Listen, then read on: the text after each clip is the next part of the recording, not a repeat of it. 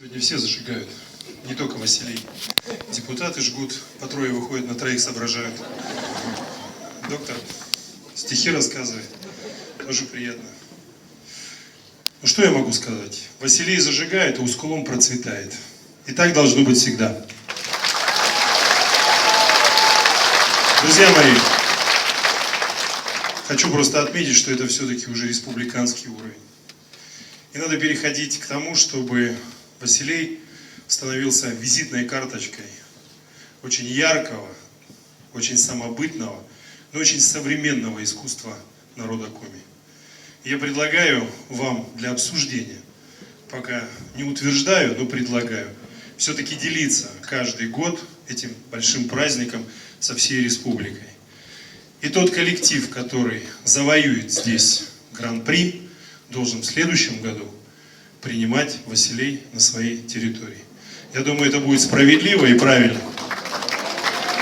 Правильно.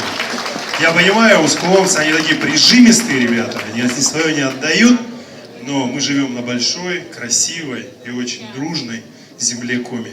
Поэтому культура Коми народа должна процветать в каждом уголке нашей дорогой республики. Поэтому Василей – это визитная карточка.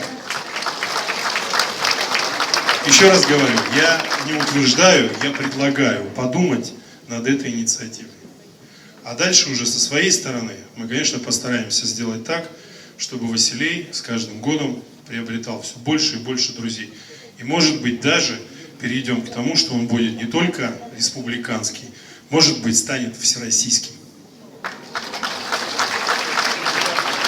Я, позвольте, сам попытаюсь все-таки свои ощущения, а потом вы мне скажете, угадал я или нет. Ладно?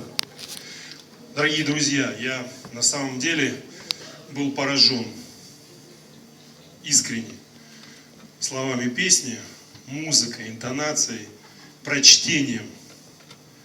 Удивительно меня поразила такая глубина и смысловая нагрузка слов, которые прозвучали в этой песне.